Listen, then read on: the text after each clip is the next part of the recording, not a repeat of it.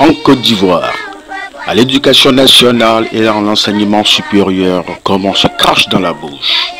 Et comme par enchantement, la situation des candidats admis au concours de l'UNS, dont les noms disparaissent d'un train, rejoint clairement celle des 300 enseignants contractuels, recrutés, contrats à la main et oubliés aussi d'intérêt au ministère de l'Éducation nationale.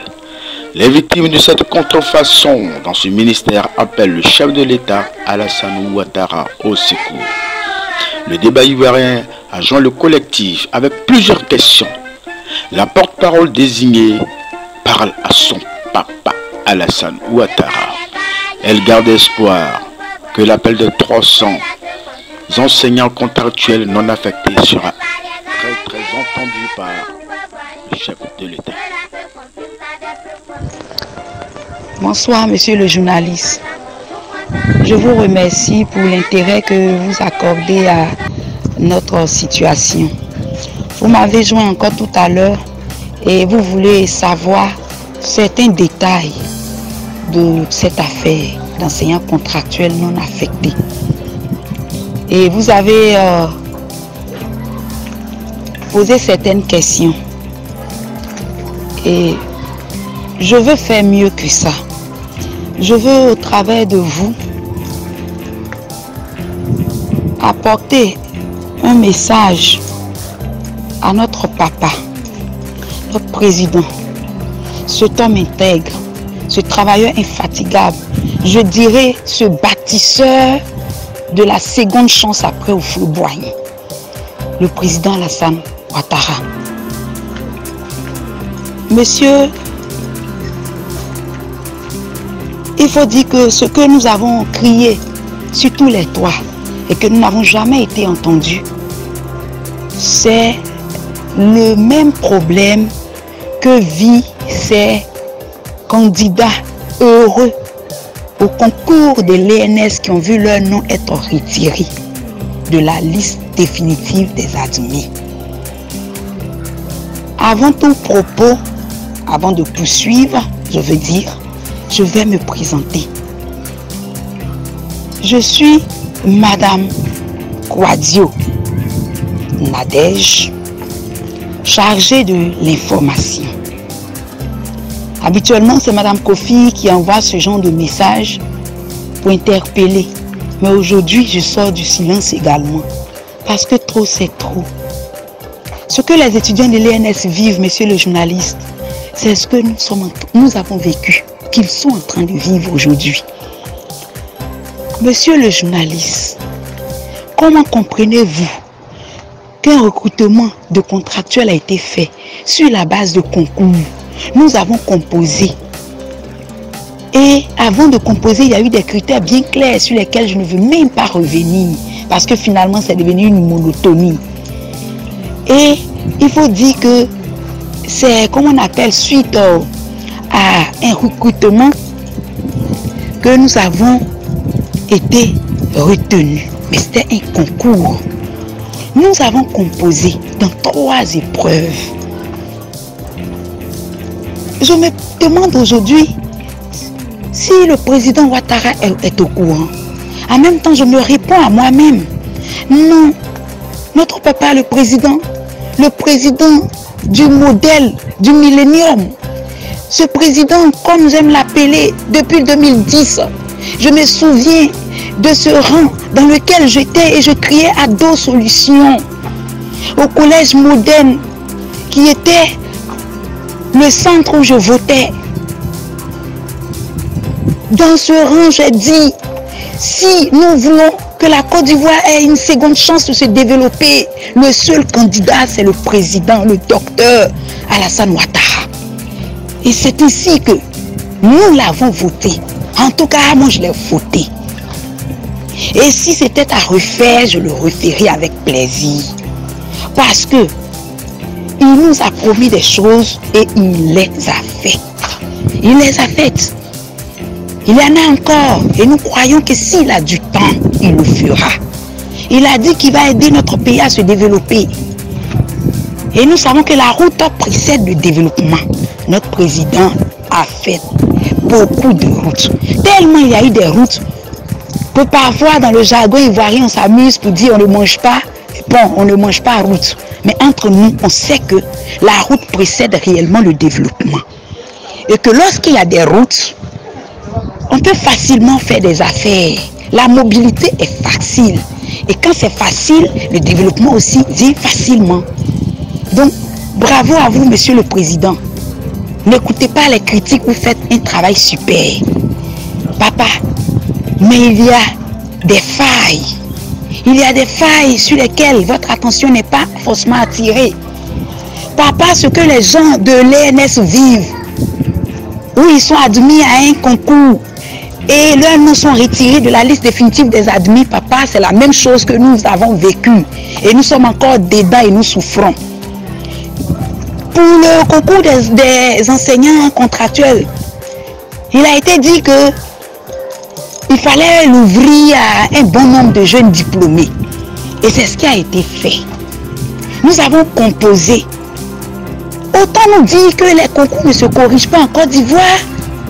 Si les concours se corrigent véritablement sur les 3 épreuves et que véritablement les copies ont été corrigées, comment est-ce que quelqu'un qui a le niveau qui est admis, c'est parce qu'il a le niveau d'ailleurs qu'il est admis, peut être retiré et remplacé purement et simplement par quelqu'un qui n'a jamais pris part au concours?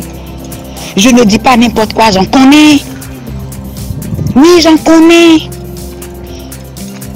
J'ai même mes parents là-dedans, donc j'en connais, qui n'ont jamais composé et qui sont quand même affectés et titularisés à la place de ceux qui ont pris leur temps pour aller postuler sous le soleil, qui ont déposé des dossiers physiques sous le soleil, qui ont eu soif, qui ont eu faim à la formation. Comment on peut les remplacer sur, je dirais, sur des choses qui ne tiennent pas, des arguments qui ne tiennent pas? Papa, demandons au ministère de l'enseignement, de l'éducation, plutôt l'éducation nationale. Demandez-leur si sur le terrain, parmi ceux qui sont en train d'être titularisés ou qui sont déjà titularisés, n'y a-t-il pas de diplômés en droit, en linguistique, en communication, en anthropologie, en criminologie? Papa Alassane Ouattara, il y en a. Nous avons fait des enquêtes. Tellement nous avons été blessés, nous avons fait des enquêtes.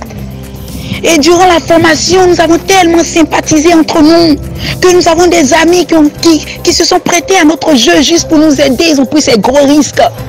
Et papa, nous avons des listes où il y a tous ces diplômés de ces filières qui ne sont pas des filières d'enseignement mais qui sont quand même affectés et titularisés. Qu'on nous dise pourquoi nous avons été mis à l'écart, qu'on nous dise réellement qu'avons-nous fait, quel est notre tort, pour qu'on nous traite ainsi comme si nous n'étions pas des fils de ce pays. Pourquoi? C'est avec le cœur meurtri que ce soir je suis en train de faire cet audio dans l'espoir que notre papa, cet homme intègre, cet homme droit, ait ce message afin de jeter un regard sur ce recrutement de contractuels qui a créé des frustrés, assez de frustrés, sans raison. Oui, notre papa, le président Alassane Ouattara, nous crions au secours. Notre papa, venez nous restaurer dans nos droits, restaurez-nous dans notre dignité.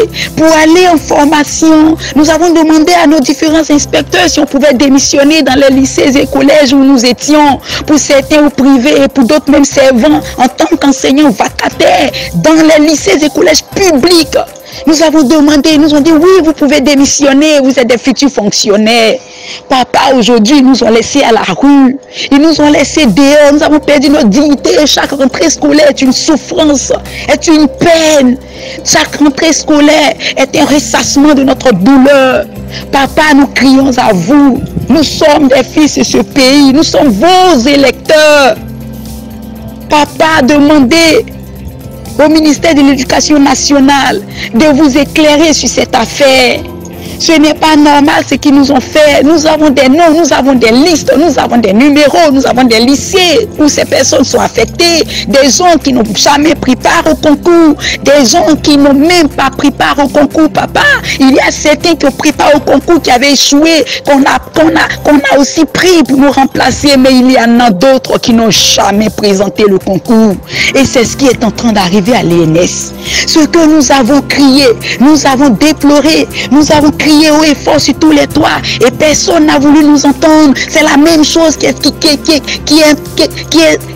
arrivée à l'ENS. Excusez-moi si je balbutie, c'est parce que j'ai mal. Papa, jetez un regard favorable sur votre peuple. Jetez un regard favorable sur vos électeurs, sur ceux qui vous portent dans leur cœur, sur ceux qui crient nuit et jour pour vous dans le secret, dans le salon que vous ne connaissez pas. Ils vous connaissent, ils comptent sur vous et ils vous aiment. Ce soir, Président, entend notre cri de cœur. Nous, les enseignants contractuels non affectés, nous avons le niveau. Nous servions déjà même l'État pour plusieurs d'entre nous en tant que vacataires par amour pour le métier. Ce n'est pas maintenant que nous sommes admis, que nous avons été formés. Nous avions déjà une expérience. En plus de ça, nous avons réussi à ce concours et nous avons été formés. Comment dire que nous n'avons pas le niveau? C'est juste des prétextes, c'est juste des inventions de dernière minute pour insérer d'autres personnes à notre place. Et c'est la même chose qui arrive à l'ENS. Président, votre Excellence, notre papa, nous crions à vous. Merci d'entendre notre cri de cœur. Merci et que Dieu bénisse votre mandat. L'espoir est-il grand encore? Elle le croit, elle le pense et elle le dit clairement. Monsieur le journaliste, je veux renchérir pour dire que nous constatons avec beaucoup de regret que depuis un certain temps, c'est la mode. C'est la nouvelle stratégie pour insérer d'autres personnes, pour insérer des listes de dernière minute à la place des admis officiels, des admis définitifs. Pourquoi ne pas faire toute cette tracasserie dans l'ombre? Et une fois cette tracasserie terminée, afficher une liste définitive qui ne sera plus jamais touchée, qui ne sera plus jamais, comment on appelle, en tout cas retouchée. Pourquoi ne pas faire cette tracasserie dans l'ombre? Ça crée tellement de frustration, de murmures au sein de la population. Nos parents qui connaissent des neveux, qui connaissent l'ami d'un ami, qui connaissent le fils d'un ami, qui connaissent d'autres personnes qui ont les mêmes diplômes que leurs enfants et qui sont titularisés. Et puis leurs enfants admis au même concours sont à la maison ou sont dans des petits, comment on appelle, débrouillements dans le privé. Ils se posent aussi des questions. Alors notre papa, nous plaidons auprès de vous pour que vous demandez au ministère de l'Éducation nationale d'éclairer réellement votre lanterne, ainsi que la lanterne de toute la population. Parce que nos parents font partie de cette population qui se pose des questions. Comment est-ce que le fils de A a le même diplôme que la fille de B et que la fille de B est affectée et titularisée pendant que le fils de A n'a jamais été affecté et ne sera jamais titularisé si ce n'est pas l'intervention de notre président? Je crois que le ministère de l'Éducation nationale doit véritablement éclairer la lanterne de notre président, mais aussi celle de nos parents. Comme je le disais tantôt, un peu plus tôt dans mon intervention, au risque de me répéter, les diplômes de droit, d'anthropologie, de sociologie, de criminologie, de sciences économiques, de communication, tous ces diplômes, et même j'en passe, sont sur le terrain. Ils sont titularisés actuellement. Pendant que nous, leurs collègues, admis au même moment qu'eux, ayant suivi la même formation qu'eux, sommes à la maison pour diplôme non conforme à l'enseignement. Mais est-ce qu'au lycée, il y a ces filières-là à enseigner? Il n'y a pas l'anthropologie, Dans les lycées et collèges, il n'y a pas de droit. Dans les lycées et collèges, il n'y a pas de comptabilité. Dans les lycées et collèges, nous n'accusons personne. D'ailleurs, nous nous appuyons sur nos collègues qui sont dans la même situation que nous, qui sont affectés, titularisés, pour revendiquer. Pour nous, c'est une force qu'ils soient parmi eux. Et nous sommes heureux même de les voir parmi eux, parce que ça devient une légitimité pour nous. Ça légitime notre lutte. Monsieur le Président, notre papa, penchez-vous sur notre cas. Il y a eu de l'injustice au sein de ce concours, de l'injustice. Et il y a plein d'injustices actuellement au sein de la population, dans l'organisation des concours et des recrutements. Il y en a eu toujours, même sous d'autres cieux. Mais c'est trop flagrant. Ça commence à devenir trop flagrant, dû à l'impunité certainement. Papa, réagissez. Réagissez. Vous faites un travail formidable. Et ça me fera vraiment mal que ces choses-là viennent entacher le travail formidable que vous faites déjà. Merci pour toutes les promesses tenues, toutes les promesses électorales telles que la construction des universités que vous avez tenues. Merci papa, vous faites du bon travail. Alors réagissez avant que